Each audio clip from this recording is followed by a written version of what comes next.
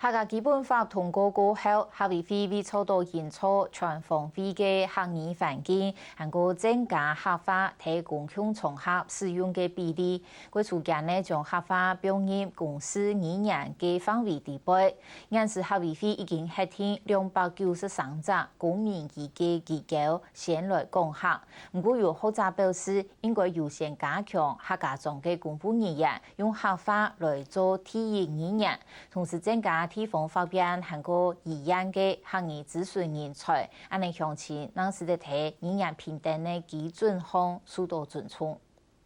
市政府可以台的留意嘅以下，相對應風需求車站按指示。為到推動公司語言，客委會對92年到100年總共核定呢293間公民機構，實施辦理客語廣播、電話同電台客語語音服務，和開辦客話志工同諮詢，來營造客語無種嘅環境。行政機關、議院、法院也考試院，各個電台啊，也有客家了。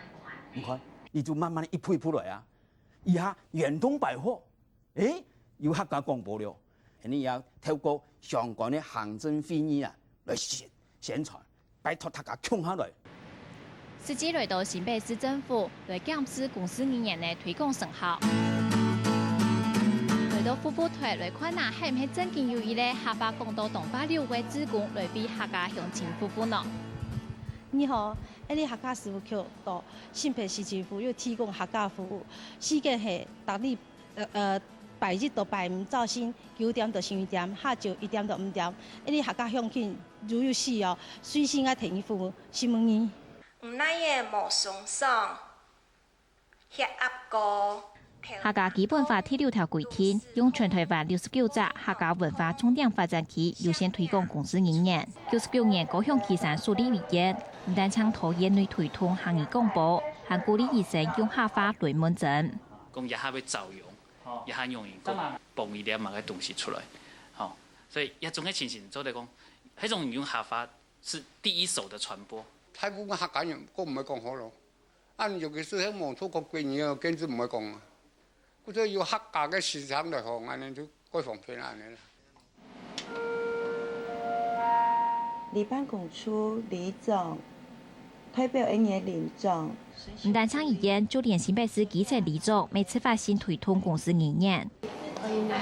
小啲公證企業一樣行，我行下係帶嚟啊。苗栗地方法院行卡頭3年前就推出包含客語志工技術導覽、訴訟普通、客語翻譯亞調、其他客語服務措施。來法院有志工啦服務，你唔曉得跟語言，特別我希望用個客家話講，志工做啦用客家話啦介紹。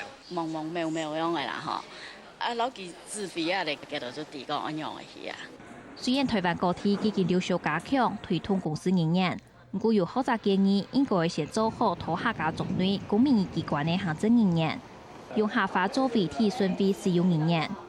連公務人員本身嘅客話，係都唔達到標準嘅時間，更加咪希望叫做公司嘅語言。一將工作佢地位啊，可能有15啥，唔係客家人啦。但係一客講咗，你全部講客家話，佢講唔來啊，慢慢嚟，慢慢嚟搞。學者認為推廣公司語言，唔但將為本通過客語認證嘅公務人員提供嘉獎，還加應該特別加強語言訓練，辦理定期嘅培訓課程。客委會行政10週年，當初建議向外同地方配合推廣公司語言。雖然中央提出眾多獎勵嘅辦法，希望全力推廣客話，不過咪需要地方全力來配合，將做地真經營錯好嘅客語環境。客新聞范啟祥、王小康、馮子涵台北報道。